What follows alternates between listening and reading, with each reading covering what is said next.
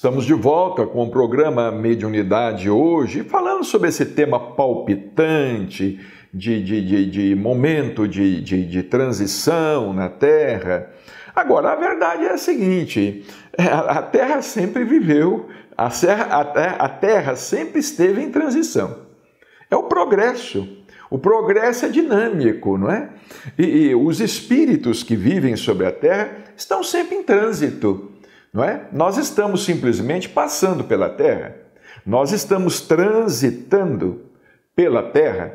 A Terra não é a nossa morada definitiva. Lá em nosso lar, André Luiz, por exemplo, fica sabendo que nem a colônia espiritual de nosso lar é uma morada definitiva, trata-se de uma cidade de transição.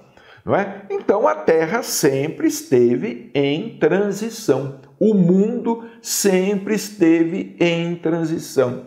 Não é agora que nós estamos atravessando um momento de transição. Existem momentos, vamos dizer, em que essa transição ela pode se afunilar, não é? Ela pode acontecer de maneira mais intensa.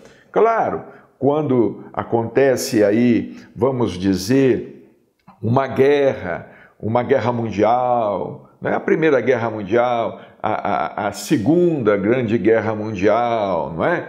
Uma hipótese, né?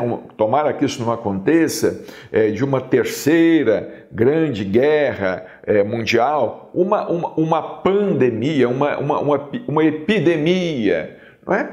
A Terra sempre esteve em transição.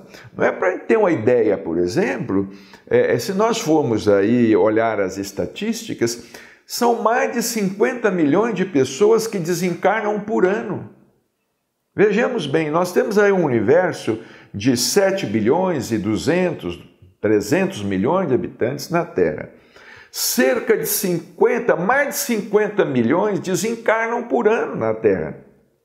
Olha essa transição. Não é uma desencarnação coletiva? Nós não podemos chamar isso de desencarnação coletiva? Muita gente aí está à espera de uma desencarnação coletiva. Mas que espera é essa? Desencarnação coletiva de 1 bilhão de pessoas, por exemplo? 2 bilhões de pessoas? Ou de metade da humanidade? Porque a desencarnação coletiva está acontecendo todo ano. Não é? São mais de 50 milhões de pessoas que desencarnam no mundo inteiro. Isto é uma desencarnação coletiva anual. E nós podemos dizer que há uma desencarnação coletiva mensal. Então nós temos que procurar interpretar as coisas pelo clima do bom senso, evitando o sensacionalismo, evitando até mesmo essas profecias apocalípticas, né? Que muitas pessoas fazem. Essa questão, por exemplo, do degelamento, não é? Do degelamento, o nível subindo o nível das águas. Isso não vai acontecer. As águas do oceano, essa elevação não vai acontecer de uma hora para outra. Muita gente fala assim: vai haver um degelamento, não é? Da calota polar, e isso vai aumentar o nível da água dos oceanos, e os oceanos então vão invadir as cidades litorâneas. Mas isso não vai ser de uma hora para outra. Nós podemos até ter um tsunami, isso não está descartado. É um tsunami menor, um tsunami maior. É um fenômeno geológico. Isso pode acontecer, mas essa questão do degelamento, aumentando o nível da água dos oceanos e ocupando o espaço das cidades litorâneas, isso vai ser gradativo. Isso daqui, 100 anos, 200 anos, 300 anos, isso vai ser devagar. Evidentemente que se acontecer um fenômeno cósmico, por exemplo, se vier a acontecer, a Terra ser atingida por um asteroide, ou ser atingida, vamos dizer aí, por um cometa, claro, isso aí pode provocar um fenômeno muito maior. Um fenômeno muito maior. Esperamos que isso não aconteça. Os cientistas dizem que foi um fenômeno semelhante que extinguiu com a população dos dinossauros, com a vida dos dinossauros. Não é? Claro, se um fenômeno desse ocorrer, um grande asteroide, não é? Um fragmento enorme de pedra vier de encontro à crosta terrestre, aí é outra coisa. Aí é outra coisa, não é? Mas esperamos que isto não aconteça. Agora, pelas vias normais, pelas vias naturais do progresso, a coisa demanda tempo. A coisa demanda tempo. É 200 anos, 300 anos, 400 anos para mudar uma ideia, mudar um pensamento, uma concepção.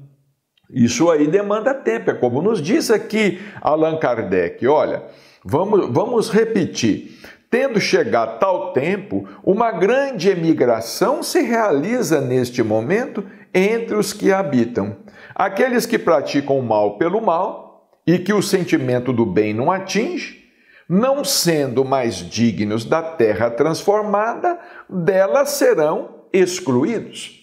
Claro, muitos espíritos já devem estar sendo excluídos da Terra, né? Desses mais de 50 milhões que têm desencarnado anualmente, possivelmente uma boa parte desses espíritos não tem encontrado oportunidade ou mais oportunidade de reencarnar aqui na Terra.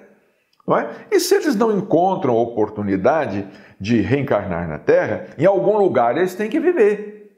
Eles vão viver onde eles estão. Eles vão viver. Ou vão viver na dimensão espiritual. E se lá também não for mais possível, eles vão emigrar para uma outra dimensão espiritual ou para um outro planeta. O que não falta no universo é planeta.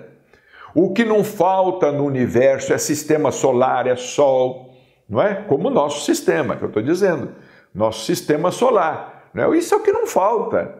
Né? Não se tem ideia do número de sóis e de planetas existentes no universo, não é? Na nossa dimensão física.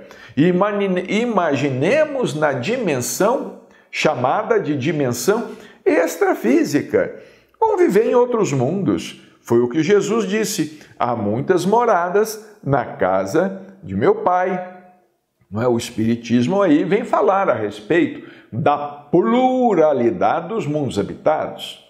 O que também não significa dizer que o padrão de vida existente na Terra é o padrão de vida que vai ser encontrado em outros mundos, em outras esferas. Não é?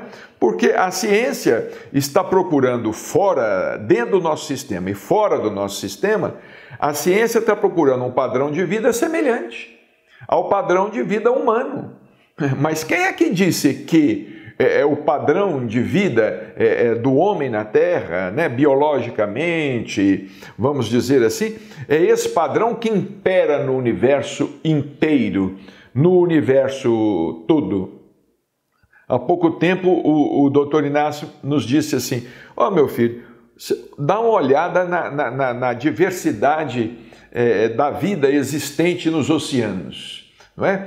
As formas, as espécies diferentes, formas diferentes, as plantas diferentes, peixes diferentes, não é? Dá uma olhada. Ele falou assim, aí você vai ter uma ideia dessa diversidade da vida inteligente no universo. Essa diversidade da vida animal existente sobre a Terra e existente no leito, nos oceanos, na intimidade dos oceanos, nos dá uma ideia da diversidade da vida biológica do ser racional.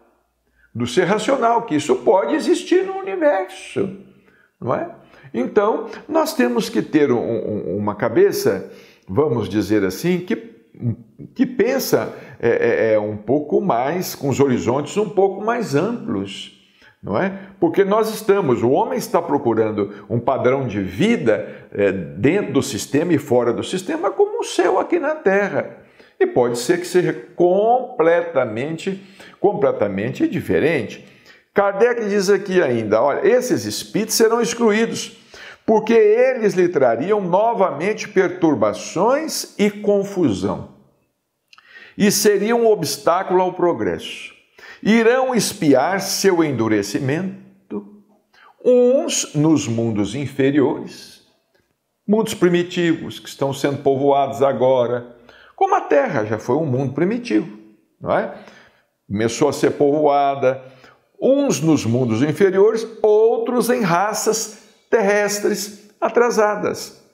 Pode ser que até esses espíritos reencarnem, alguns deles voltem a reencarnar na Terra, mas como diz aqui Kardec, em raças terrestres atrasadas. Porque, infelizmente, sobre a Terra, nós não podemos negar isso. Existem raças terrestres que vivem ainda como se primitivamente vivessem, do ponto de vista moral, do ponto de vista intelectual, não é? Vive de uma maneira primitiva, não é? E em países distantes, em outros países, existem pessoas que ainda vivem assim, dessa maneira, que serão o equivalente a mundos inferiores, onde levarão seus conhecimentos adquiridos e onde irão com a missão de as fazer progredir. Bem, o nosso tempo está esgotado. No próximo programa, nós vamos continuar falando deste assunto. Até lá, muita paz.